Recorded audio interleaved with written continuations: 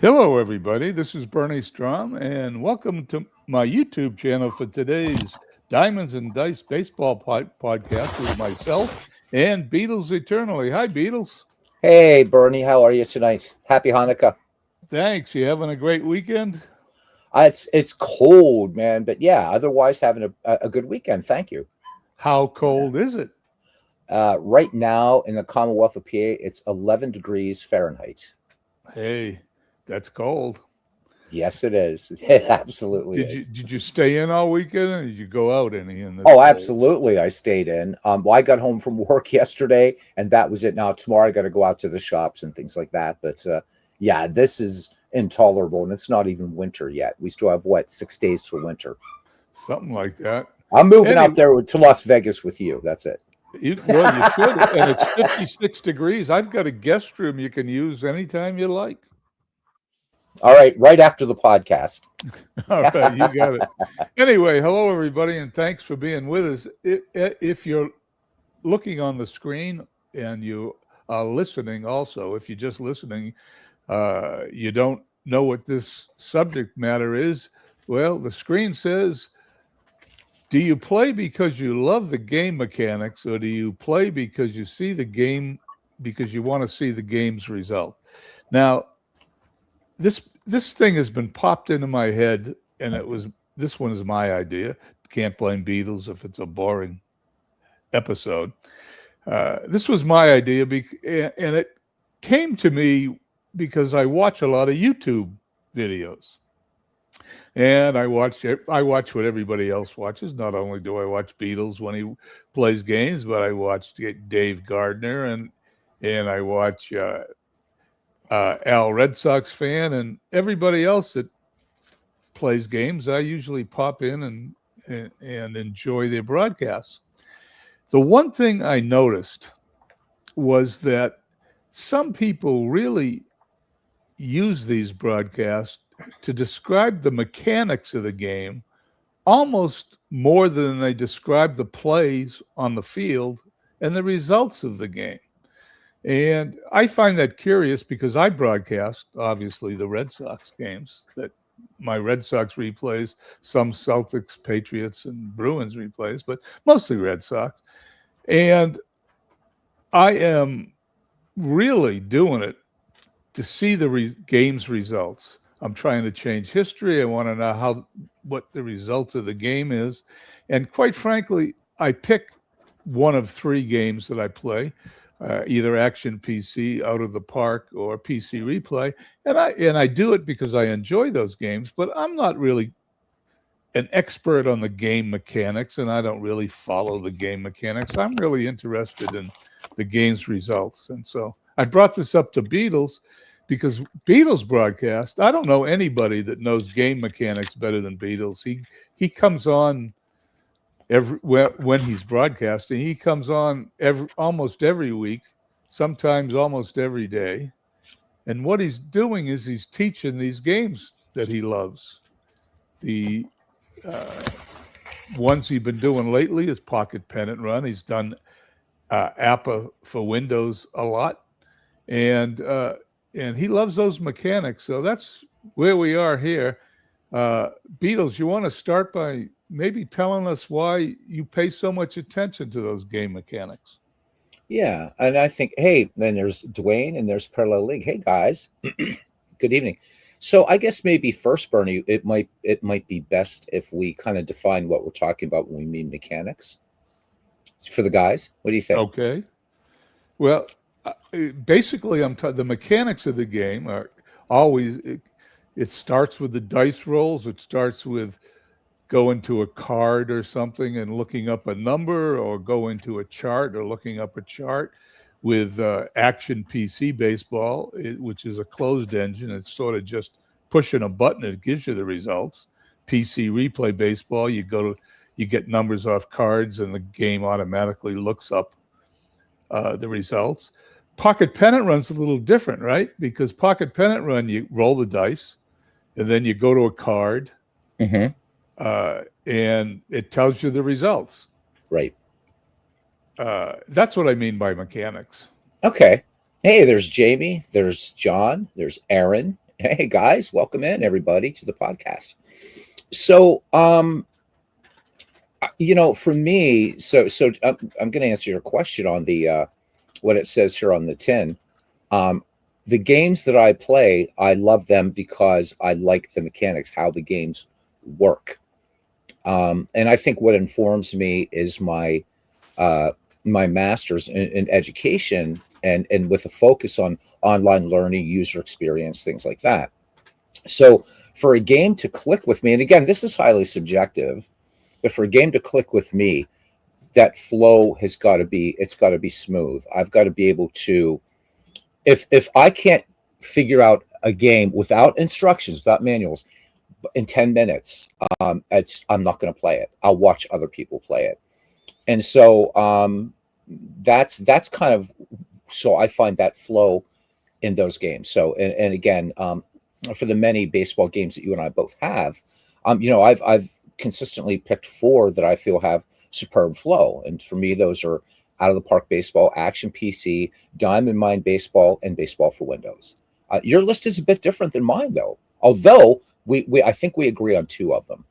Well, the only one I can't play is Apple for Windows because I've never been able to figure out all the different modules and how they work together.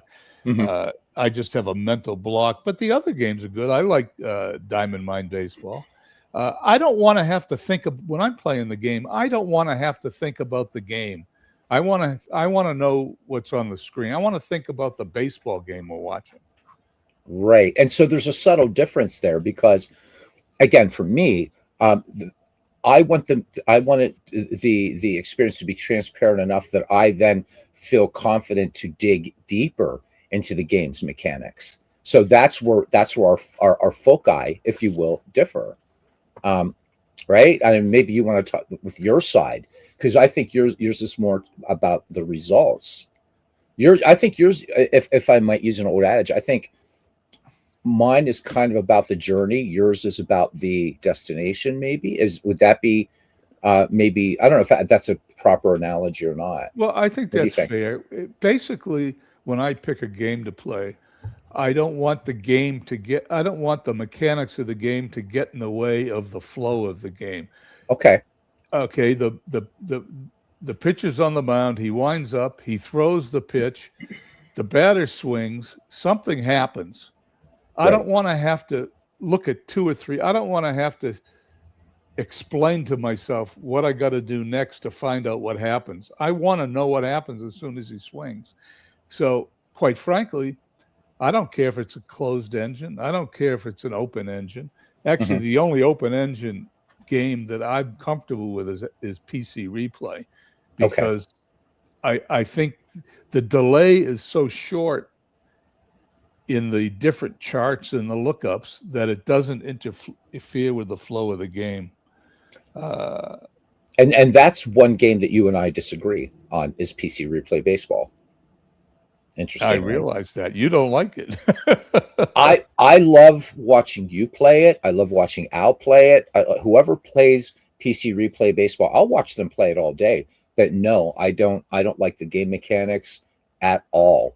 And that's not saying it's a bad game. It's a very good game, but it doesn't click with me for a different reason. But it's still kind of that same sort of cognitive awareness that you would have with Baseball for Windows. It doesn't click with you. I know you've stayed in for entire broadcasts when Ernie's calling a game, but it's a Oh, game you're not going to play, right? I have the program, and Right. I put on uh, one-off games just to listen to Ernie Harwell. That's the reason I bought the game. Oh yeah. I think when we talk about games and result, right? So you were talking earlier about how you don't want the game to get in the way. Well, so for me, it does. And if I might, I know that we're always, we're talking, but I'd like to talk briefly, Bernie. Maybe we could comment on this one. Is History Maker Baseball? Okay. And Okay. so I know that game is almost universally loved in our community, and I get it. Hey, Jeff, great to see you, man. Jeff Ray is here with us. I have no doubt that they've created a great game. However, for me, I don't like the mechanics, and it's not so much the abstraction of assigning attributes. So if we use the analogy of playing Dungeons and Dragons, for instance, right? Strength, dexterity, all those things, and you have to make skill checks or what have you if you're trying to pick a lock, let's say, or you're trying to ready a spell to, you're dealing with a big dragon or vampire king or whatever. So you would think that because I love role-playing games that History Maker Baseball would be a natural fit. But what comes also for me, Bernie, in mechanics is the fact that I understand that if I'm playing something like Dungeons and Dragons or Warhammer or Pathfinder, I'm playing a role-playing game. But when I'm playing a baseball game, I want it to feel like I'm playing a baseball game. And so when there's a windup and a pitch, I want that mechanic to work. I don't want to check and see if this guy's a sad sack or a flash, and then I've got to see what does the decider die say. It doesn't work for me. And I know I'm in the minority, but mechanically, and again, all subjective, mechanically, History Maker Baseball for me is bad. So it's funny you bring that up, and because obviously that's a cards and dice, not a digital game. That's sure. a whole. We can chat about cards and dice because that's a whole different Mhm. that's a whole different genre, so to speak. Okay, but Almost. I'll tell you, I'm sorry, I just interrupted. I mean to go back to PC Replay Baseball.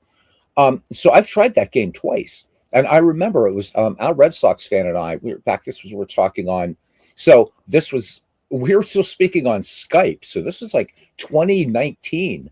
So that tells you how long ago that was. We're talking, no one uses Skype anymore.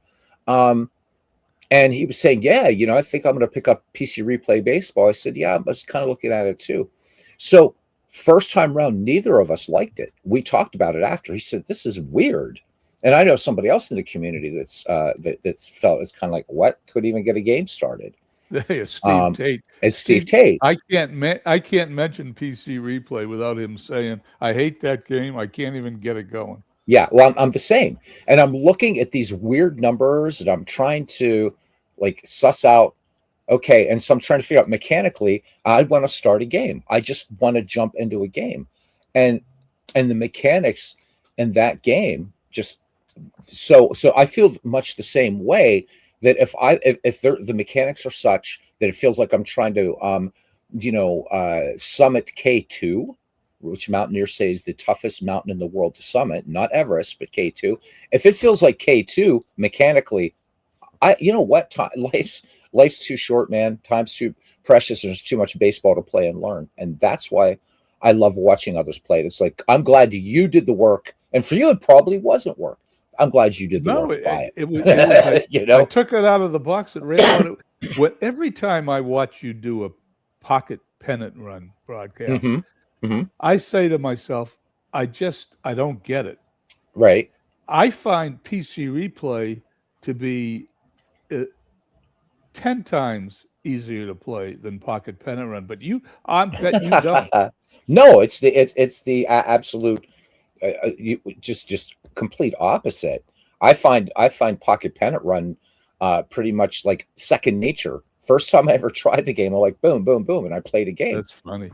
What I was going to say before a few minutes ago about cards and dice, the one universal thing I hear from everybody who plays cards and dice, I'm going to give you a guess. What do you guess the one universal thing that everybody loves doing that plays cards and dice? Well, it's rolling the dice, and right. They love the dice. They love the feel of the dice. Yeah. They like to roll the dice so much is that when they play digital games, they want digital games that allow them to roll their own dice. Hey, Mike Silva. Yeah, right. Exactly. And once again, I mean, I love dice. I got a gigantic collection of dice. They're good looking. They're fun to roll, but yeah. It's only what makes the game run. It's not the game itself. I guess that's what I'm saying, because I see a lot of people do one-offs on YouTube to get Dave Gardner. I watch Dave Gardner stuff, and Dave Gardner is entertaining. Oh yeah, and he's got all the bells and whistles. He's got the new scoreboard boards where he Yeah. puts the I love it. scoreboards up, and he Right. puts top-down camera angles and side camera angles and this that. I mean, and then he's a guy from Boston who plays a baseball game, Kansas City at Seattle. Yeah. Mm-hmm. Why do you play? I mean, I'm still trying to figure out what a guy from Boston is interested in a Seattle Kansas City baseball game. Well, I mean, so I kind of, and maybe it's because because Dave's a musician. I'm a musician. Maybe it's a musician's frame of mind, because you guys know I'm a Pittsburgh Pirates fan, and you don't see a lot of Pittsburgh Pirate games on my channel. So I can't speak for Dave, obviously, but for me, it's also about, again, and getting back to those mechanics. If the mechanics of a game are such that Mike is actually asking you, Bernie, he says, if there's anything Bernie doesn't have a gigantic collection of in this hobby, and Bernie is the games master. We know that, man, and I love it. I love it. You know, Bernie is an encyclopedia of many things, and that is one of them. But so for me, because if a game's mechanics work for me, then that gives me time, because these games to me are also an adjunct to learning baseball history. I'm no expert at all. I'm a neophyte in this game, and I've been a fan of it all my life, you know, my 97 years. And you know, it's so that way I can, like, this is cool. I can play White Sox and Tigers. I'm a Pirates fan. I should be doing Pirates games all the time. You're a Red Sox fan, and that's what you do. I've never seen you do, like, you know, and that there's nothing wrong with it. I've never seen you do, let's do a Giants and Cardinals game, or I'd never or an Angels and A's game. Right. Never So do. I would never play. You'll never see that on my channel. I believe you. Now, Shakis brings up a great, and I wouldn't, it's funny. He read my mind, Bernie. He says he cut his teeth in status pro baseball. He prefers fax action cards. I'm the same way. And so, and again, as you guys know, I came to baseball gaming not through cards and dice, but through digital baseball. But at university, we played the three big ones at the time: Status Pro, APA, and Strat, and in that order of frequency. And I loved Status Pro. Bam, flip the card, see the result. Next, boom, boom. There wasn't. I have to look here and look there, and that to me is, ow. I don't want to do it. I want to. So with a digital game, right? So you say, what do people like to do? Roll the dice. And they say, you know, all you're doing is clicking. Well, no, not for me. Because now when I do broadcasts, I let the computer AI do both teams, because I want to concentrate on talking to you guys, and maybe occasionally calling an inning or two every 3 hours, as you guys know. But when I play offline, I'm managing. And so I don't want to look at charts, right? So if I'm playing action PC baseball, or I'm playing baseball for Windows, which you can manage in that game, and all these other games that I love, I want to think about, okay, what's my strategy? What's funny about that is App is known for its charts. You're right. But at least with APA Go and with Baseball for Windows, those two programs take care of that. So, but I did enjoy APA. What killed Strat for me was friends of mine and I thought we were so good at Strat Advanced, we tried to play Super Advanced, and it was just nuts. In fact, the way Tim was describing it last night, I'm like, oh my God. So Strat Max takes care of that too. But if you don't play digital, I'm part of the clique, says Shakis.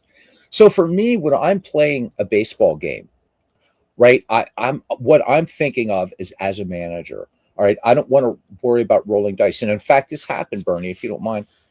There was a game a couple weeks ago. Ken and I don't know where he's been, but we're replaying the 1912 World Series in APA Go. So I had a guy on second, and I wanted to steal with him, and the program wouldn't let me. And Dwayne Martz and Ken informed me the reason is because that guy probably didn't steal third that season, or wasn't rated for stealing third. And I felt really handcuffed by that. I'm like, okay, you know, I guess, because I never ran into that in the in Baseball for Windows. If I want to steal, I'm going to steal. But regardless, I'm thinking like a manager, so I let myself get immersed in that.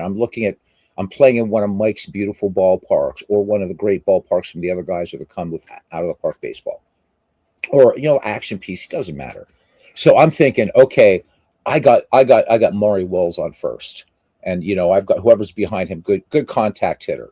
Do I want to hit and run? I'm thinking about the game of baseball at that point, because the mechanics of action PC baseball and out of the park baseball for me are such that they don't intrude on the experience of baseball, if that makes any sense.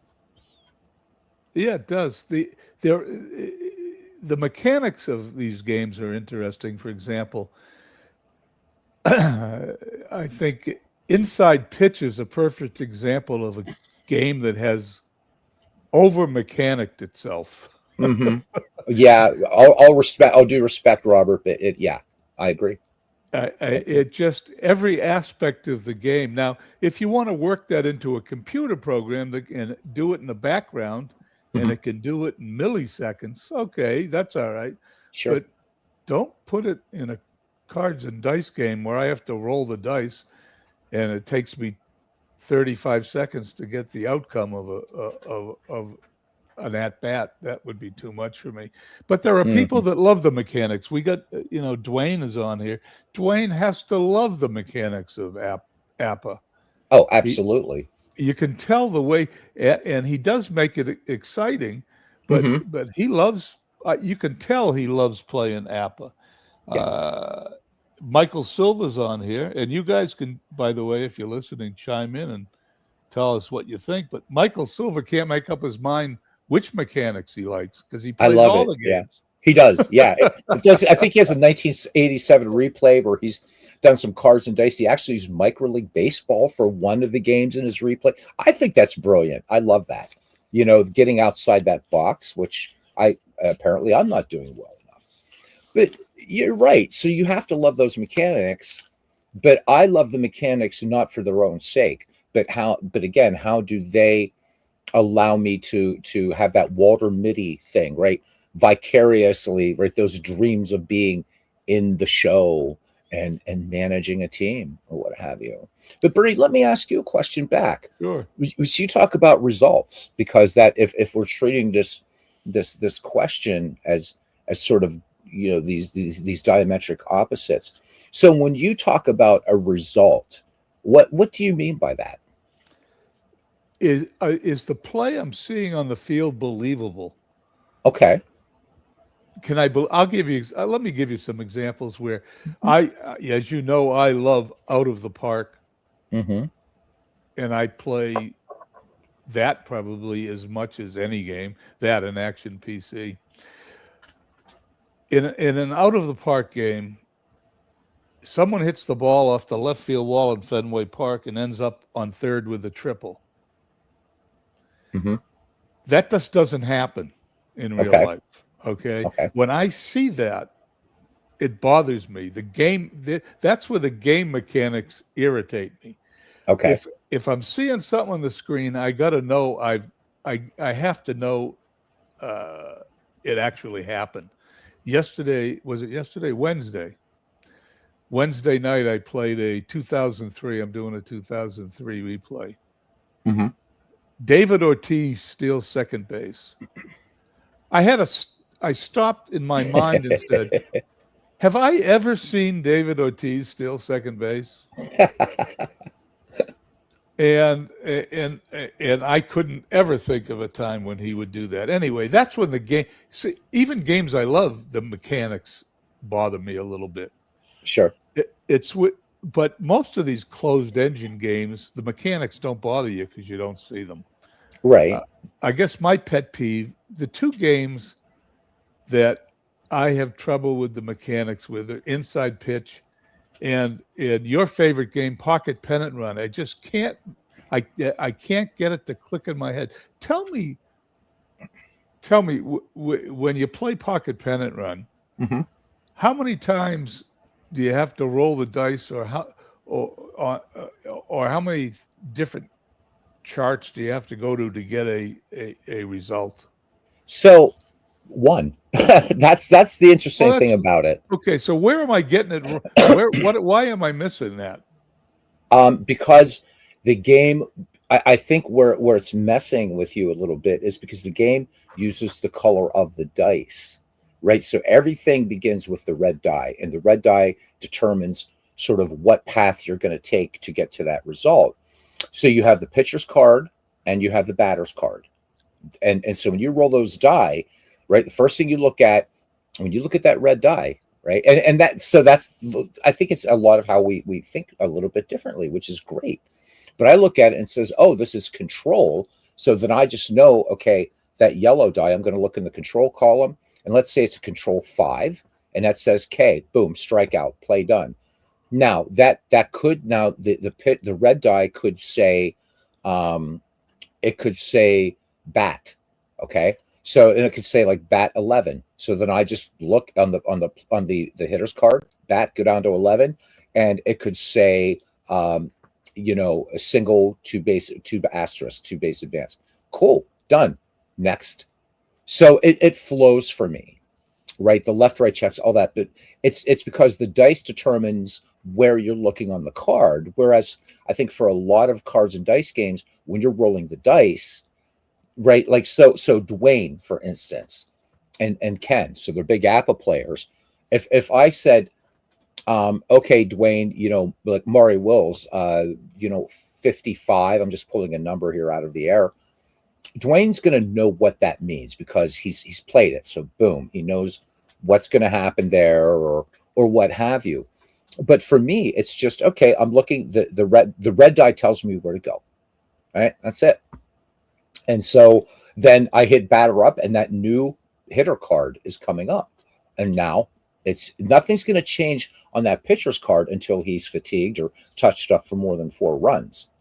Right. And then you actually see that card, which will change. So, yeah. So that's it. It's literally, there are no external charts.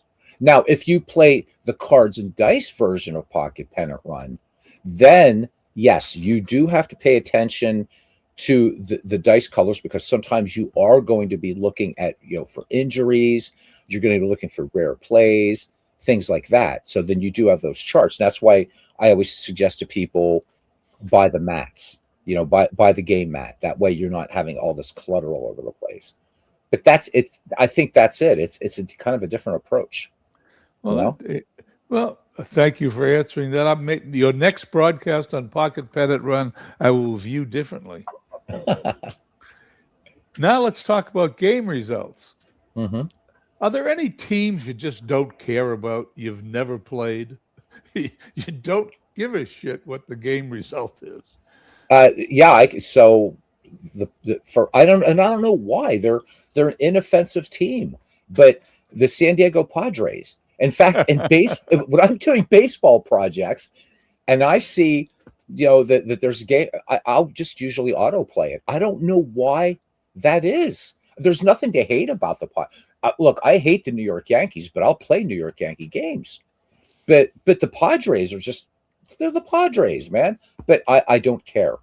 I just do not care. I probably know so little about that franchise. It's funny. But yet it's not that they're an expansion team, right? It's not even that. I don't know what it is. And Bernie, I'm Orthodox Catholic. I should love the Padres. That makes sense. Right? With me, it's interesting. I have trouble playing any game where there's a team I don't have a rooting interest in real life. And I guess that's why you see what you see on my channel. Sure. Because I don't really care who if the Padres beat the San Francisco Giants or the Giants beat the Padres. Now, like once again, and I'm not picking on him, but Michael Silva plays every one of those games in his replay, I know. which I find impressive. Yeah, I don't know how he does it, but he does it. Maybe we should have invited him on today to tell us why he does that. Well, Bernie, let's face it. We're talking about a guy that created this thing with every team in baseball history from 1901 to now. So who can even begin to explain the mind of that mad New Englander? And he plays 2 innings of every game. It's great. In fact, I it was a Friday night I came home, and it was a crap night at work. And I'm like, I want to do some baseball, but I don't want to go on. I don't want to do a broadcast or whatever. So I just popped into the Discord, and there was Mike and David was there, Jeff Hunter was there, and it was just I was just loving it, just watching Mike, and we're joking and the things that we do, but I'm so in awe of that project, and I just love what Mike's doing. That even though he's playing the first inning and the ninth inning, I still feel that baseball experience. I love it, man. I do. Yeah, no question. And as Mike telling us, he loves it too. If you look on Oh, thank you, the Mike. chat, actually, he's playing it now. He's just taking a break to listen to us. So in the end, we've got two kinds of players: the guys Hmm. that like the mechanics and the guys that play for the game results. Would you agree with that? I would. I would add maybe a qualifier to that too, though, if you don't mind. Is I think that you guys know that largely what I do, a rare bash break, says Jamie. They're both taking a break from it because Jamie's big there too. Thespian series, haven't seen it in ages. He says, can't believe he missed the beginning. Got caught up watching a guy from Firenze, Florence, making lasagna. So the Southern Italians make better lasagna. That being said, we call them Germans up there north of the Po River. All those people in Firenze, Milano, Venezia, those are all they're Germans. Good, decent food, but they got to come south and learn proper cuisine. Anyhow, sorry about that. Southern Italians and Sicilians and Northern Italian, they don't like one another. So there you go. Well, Another I time. don't know the only thing I know about Italian cooking is the in The Godfather watching Clemenza make the spaghetti sauce with the meatballs. Yeah, the only thing they got wrong there is you pouring the water in with the garlic. No, you that it's olive oil, baby. But so on the Clemenza, you didn't put olive oil in there. What the hell? And Richard Castellano should have, well, may his memory be eternal. He's an Italian. He should know olive oil is everything.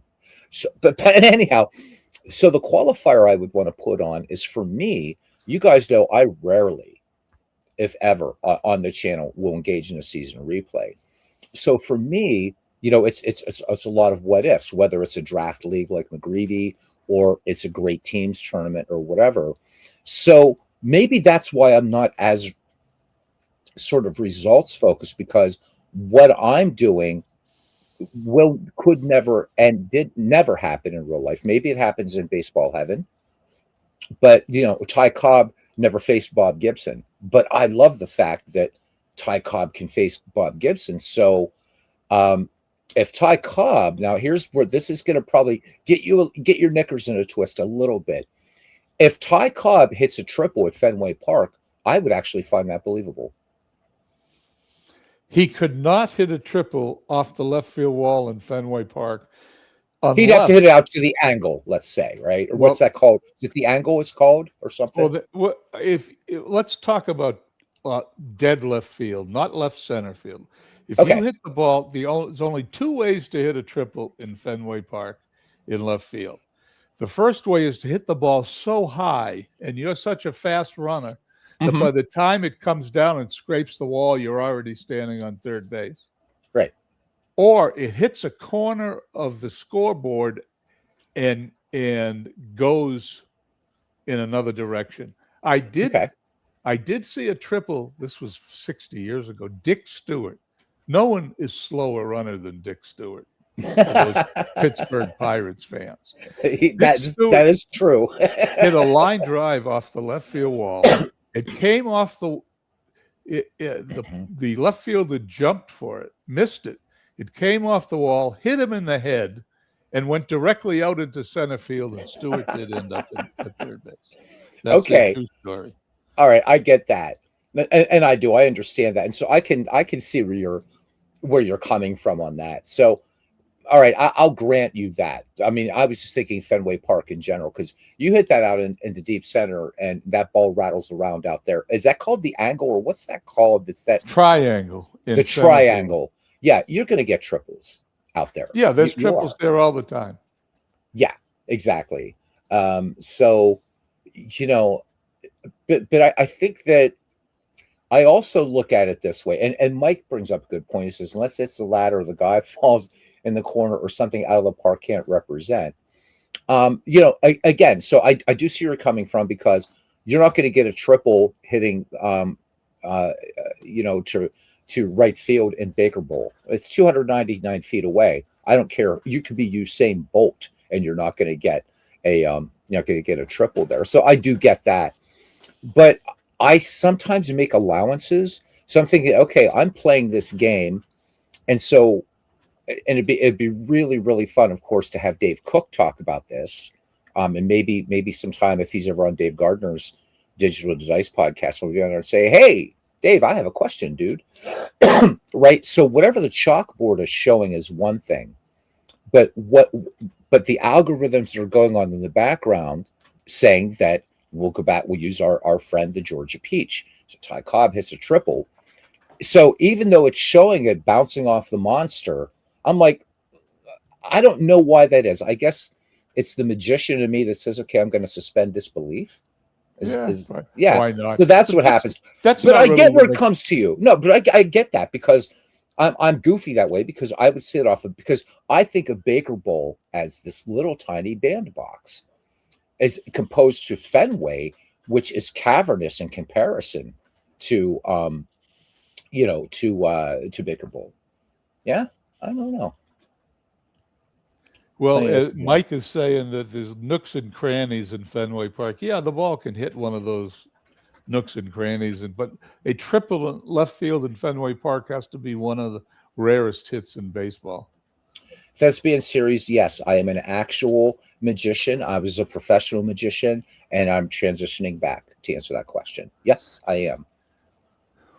Well, anyhow, as long as you don't make the show disappear, we're in good shape. Never. Besides, if you watch The Prestige, right, he says nobody, right, and this is actually true. Nobody cares when something vanishes, or they do, but you have to bring it back. But there is a card effect that I do, where you shuffle the deck of cards, I don't touch them, you put them back, and I just have you think of a card. Then you tell me what that is, and that card is gone. And I don't reproduce it, so people are unsettled by that. So if I would make the show vanish, I promise I would make it reappear, because nobody cares about the man in the box. They care about the man who reappears. Yep. I think it's safe to say that, thanks, Mike, after this discussion, some people like game mechanics, some people like results, some people like them both together.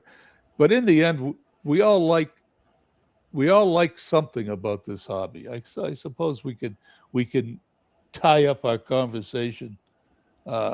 Dude, we still have 22 minutes. Well, I got other things to talk about. We can throw these in. We can go back. Bernie. So you guys, Bernie is awesome. So Bernie, I have a new taxonomy for Bernie. He is Homo sapiens chronicus. And because this man is the most punctual person I've ever known. We don't need that atomic clock in Greenwich. You just need Bernie Stroum. So like today, right? He said, or earlier, he shoots me a message and he says, I'll call you at 7 o'clock my time. So right, whatever that was, right? He's 7 o'clock my time. So I'm on there and it's 6:59 and I'm thinking, I'm going to tell Bernie, hey, dude, I'm here. 7 o'clock on the dot. I swear to you, as soon as the thing hit 7, the thing's ringing in my ear. Bernie, exactly at 7. We were talking before this podcast. Boom. Bernie's like, hey, we're going on in 15 seconds. Like, oh, okay. I love it. I'm on time. And Mike Silva gives me the transition I was looking for, because you're a magician. You finally made McGreevy appear after 2 years.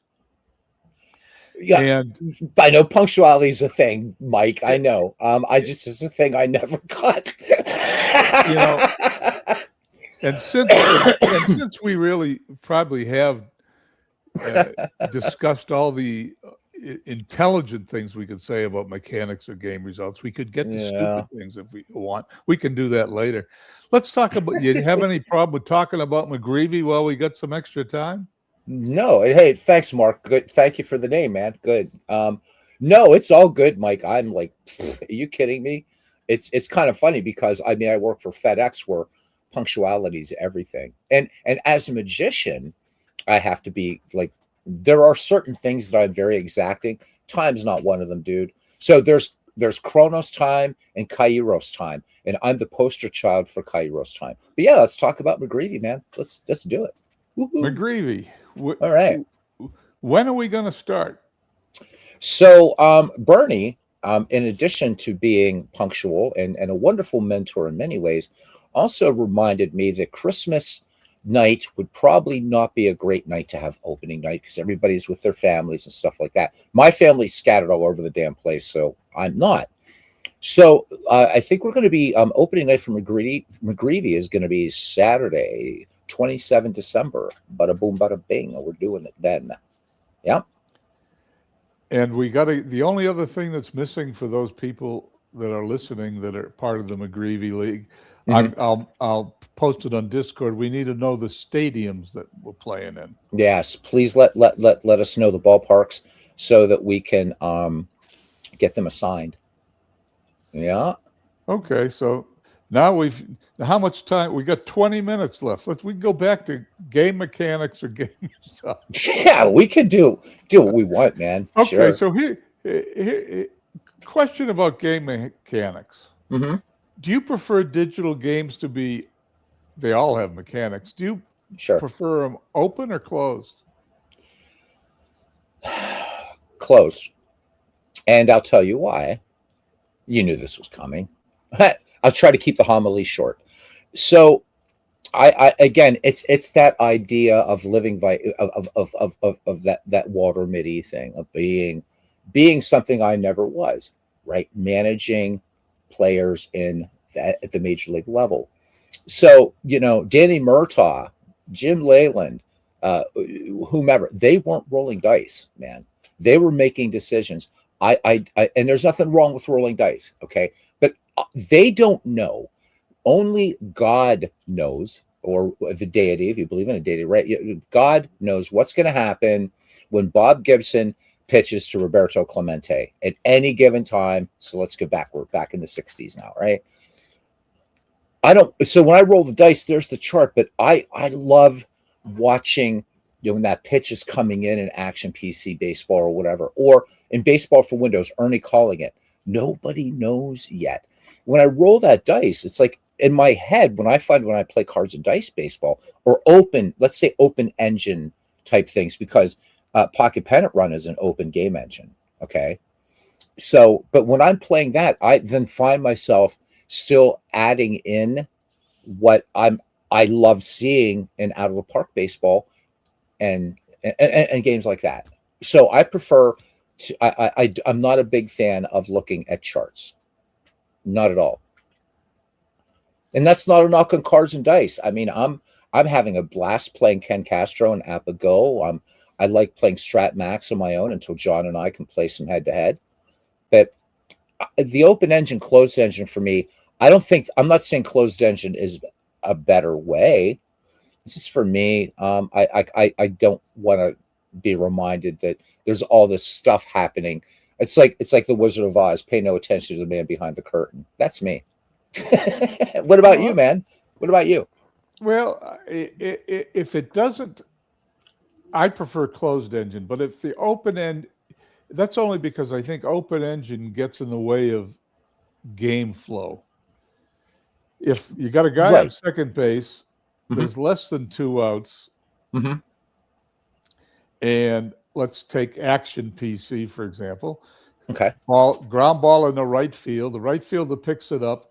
Your team is 1 run behind. You're excited that this runner on second base is going to score, and he stays on third. You have no idea why. Okay. Yeah. And you start yelling at the screen. Yeah.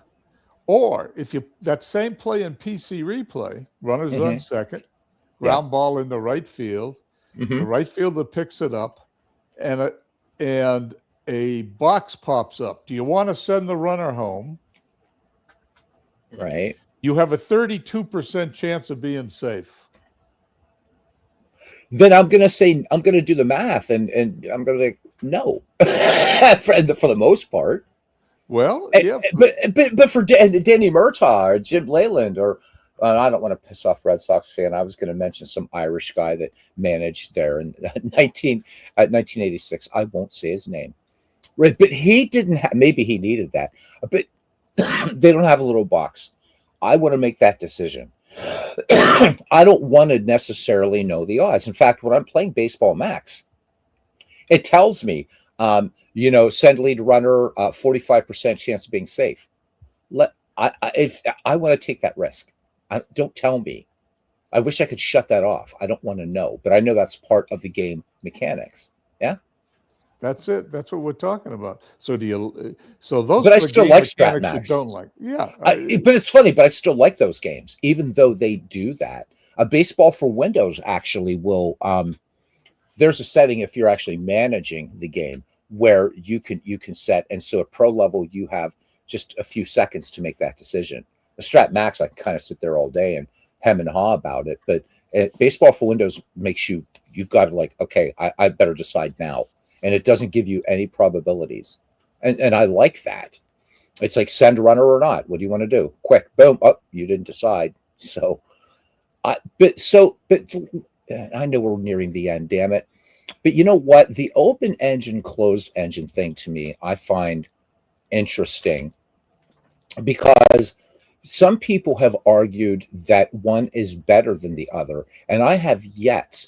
I've heard some intelligent arguments about one or the other, but I haven't heard any argument that I would find to be utterly convincing that one is better than the other. And that's well, where mechanics come into they're play for me just again. different. They're They're different different. from one another. Some people like open engine. Some people like closed engine.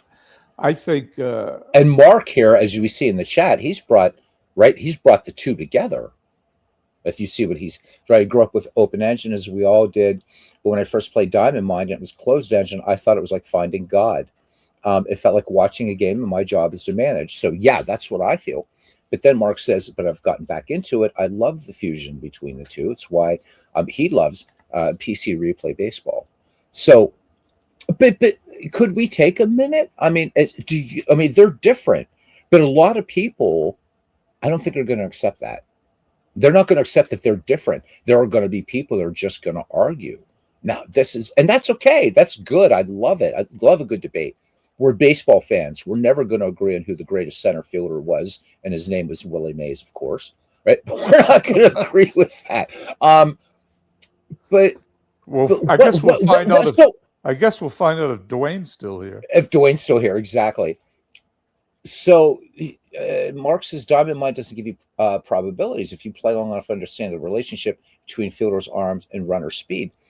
And as a real major league manager, you kind of know that, right? So let's use Andy Van Slyke. Everybody knew Andy had a cannon, and he did. And if you got a guy heading for second, and you're thinking about, do I want to stretch this to triple? But geez, Van Slyke has the ball. You've got to make that decision. There's no tables. And once you set the third base coach is waving him on, and that howitzer goes off in center field, there's no dice in the world that can save you. You can't back that up, right? Or even in pocket pennant run, it has an undo function, which, I think it's nice that it's there, I suppose, if you make a mistake. But do you think? What do you think? Because Bernie, you've been at this a bit longer than I have, because you were playing cards and dice. You started in it first. What do you think sort of began this kind of debate between open and closed engine? I mean, what do you think? Where do you think that comes from? What I've always heard is that there are some skeptics who believe that closed engine games cheat. Now, I can't figure out why any game would want to cheat. They don't have any skin in the game. They're just playing your game for you. Unless you're playing Civilization 5 and 6, Gandhi will always nuke you. But yeah, okay, got you. And he will, yes. One of the things I want to go back to one of the things you said a little while ago, because it just popped into my head. Sure. You were playing an Apo-Go game and you wanted to steal third base and you couldn't steal. And Dwayne said 1912. Yeah, come on. Dwayne said that's because he probably never stole third base. I don't want a game to tell me something can't happen. Right. Even if it didn't happen, this isn't real life. This is a game. Hmm. And I've seen plays in real life games that I swear could not have happened, but they Legend. happen. Yeah. Yeah. And that's why I believe if you got a runner on second base and you want him to steal, he may be out 100 Yeah. out of 100 times, but he Right. should have the right to steal. You should have the right to steal. Damn it. This is America. I remember, and what popped into my head was a stupid play in a Hmm. 1967 Red Sox game with the Chicago White Sox. Now, Okay. this was 60 years ago already. I remember this. The Red Wow. Sox are playing the second game with doubleheader. They're fighting for the pennant. White Sox are one of the teams they were fighting with. They had won the first game of the doubleheader. This was the second game of a doubleheader. Okay. Ken Berry, I don't know if you remember who he was, but he was He was on F Troop, right? yeah, he was a pretty fast runner on third base for the White Sox. Hmm. Jose Tartabull, I don't know Right. if you remember who. I know who both guys were. Yeah. Yeah. Danny Tartabull's father was in Right. right field for the Red Sox. Hmm. Someone hit a fly ball in the right field with one out in the bottom of the ninth inning for the White Sox. Jose Tartabull could have had the worst arm in the history of Major League outfielders. Hmm. And he threw this fast runner out at the plate. Right. That I still don't, but 60 years later, I still don't. They could have run that play every day for 60 years. You'd never do it again. Right. What I'm saying is these games should be able to do those things. So if game mechanics prevent things from actually occurring in a game, I think Hmm. that's wrong. I do too. And I also, so Jeff says, in the absence of description of depth of hit, the percentages are there to simulate that distance. I mean, that makes sense. And thank you, Mark. Yep. F Troop, fun stuff. Ken Berry. But yeah, no, you're absolutely right. And the other thing I kind of take issue with, I do know, for instance, that games, and again, this is largely more cards and dice that I've seen. They do want to simulate pitcher fatigue. I get that, but I forget which game it is. That it doesn't matter if the guy has gone seventh inning, even if he has a one hitter going, fatigue starts setting in. Whereas in baseball for Windows, it has a unique mechanic that I've never seen in any other game, and there might be. So if you've got a guy going into the seventh and he's got a one hitter going, his pitcher grade will actually increase because that's an APA rule. I love that. I love that because this guy's pumped up. Right it increases every inning he pitches. Every shutout inning he pitches. Yeah, because that brings a human element into it. But I was watching somebody, I don't remember what game it was, but the guy's like, well, I got to go to whoever was broadcasting the game, and it's been a couple years. I don't remember who it was. And he said, well, I've got to go, I've got to start looking at the bullpen. I'm like, this guy's throwing a one hitter. He was throwing BBs last inning, man. Strikeout, strikeout, strikeout. Why are you going to your pen? Okay, if you want to warm something up, he was like, no, I got to bring a reliever in.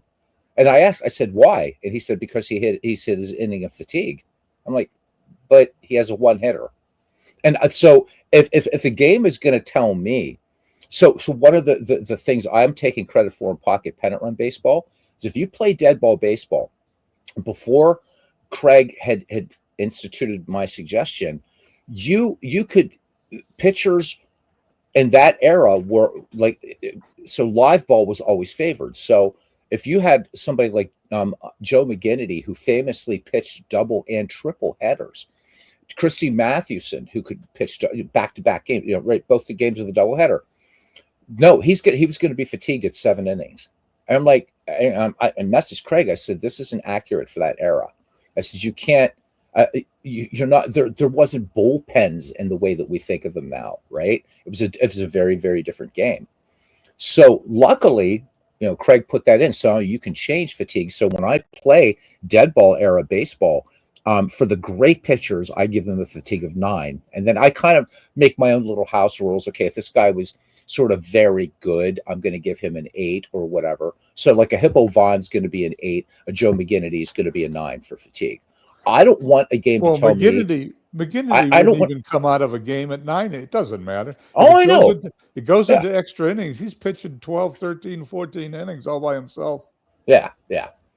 So John says that Strat doesn't fatigue unless hits or walks, and that makes sense to me, right? That if a guy's going to start getting, he's starting to get hits, right?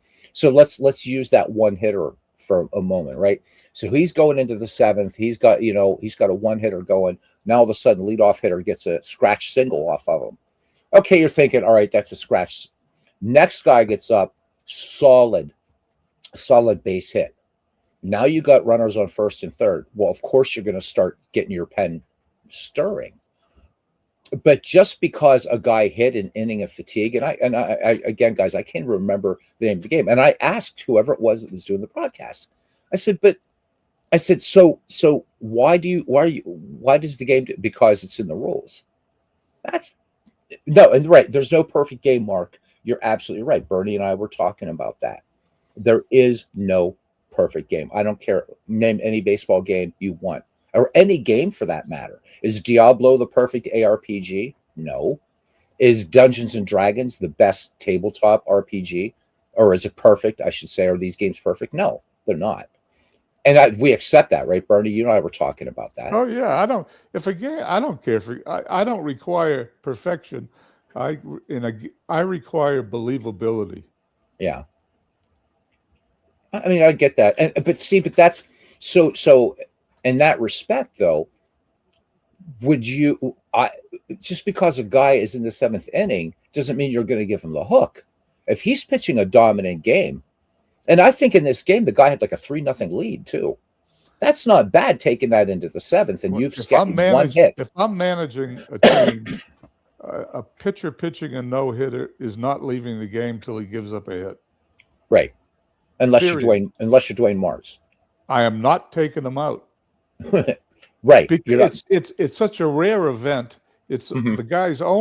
probably the guy's one and only chance for immortality. Exactly. And I'm going to pull him out of the game. No, Yeah. no way I'm doing that. Yeah, exactly. But again, you mentioned the mechanics of APA increasing the pitcher grade. Mhm. I've seen that happen in real life. I've seen pitchers, average to below average pitchers, guys that in APA would be rated a D, maybe a C on a good season. I've seen them pitch no hitters in Major League Baseball, and you will never see a D pitcher. I shouldn't say never. The odds have to be somewhere in the stratosphere of a D pitcher pitching a no hitter in an APA game. Agree. So Legends brings up a good talking point, Bernie, and I know we're getting near the end, and you're very strict about that, but I think this deserves mention here. He says people confuse believability with repeated outcome, and Legends is saying that's where the disparity comes from. And I kind of like that, and now I wish we had more time, because I think that's a great talking point right there. Well, there you go. We'll do a show on believability because we're down to believe it or not, we were running ahead of time, and now there's 2 minutes left. Damn it. It's not fair, man. I'm sorry. Keeping you to an hour broadcast, I should get an Emmy Award. See, Mark, yeah, you should. So Mark, Mark gets me, because he knows that this is on my channel, and I'm picking on you, but out of love, brother. But yeah, I'd be like, so what? Let's keep going to everybody like we did last night, and it was nonsense. Nobody should even watch last night's broadcast. It was 5 hours. Well, I tried to watch it, but I kept falling asleep. I would too. I got home late. I got into bed. I put the headphones on. I put it on, and I wake up. I don't Tim was funny, anything though. I heard to, so I started it all over again. I'd fall asleep again.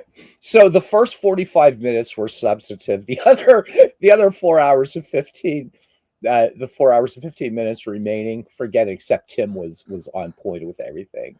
Anyway, I think it's time to thank everybody that chimed in. I'm going to go here after we're done. So yeah, you can go on. They can follow you to your channel. Yeah, come on over to my house. I have cookies. Thespian Legends. John DFW, who's he's part of the McGreevy League, right? Jeffrey Yes. 1852. Yes. Mm-hmm. Jeff Ray, Bucko Michael fan. Silver, of course, one of my buddies at no longer Field of Dreams. It's now Diamond Legends, I think it's called. Diamond Legends? All right. That's the name of the new league. SGJ Jamie, also from our previous leagues. And am I missing anybody? Who am I missing? Aaron Reed came in earlier. Hey, yes, Aaron, he did. how you doing? Dwayne March was in earlier. I want to thank everybody for listening to us again. I don't know when the next show in January, we'll have to figure it out, but it'll be your channel. And the one thing I do know, it will last longer than this one. Yes, it will. So everybody bring your cookies, bring your whatever. So, oh, wait, no, Legends is off to do some baseball. I'm not going live.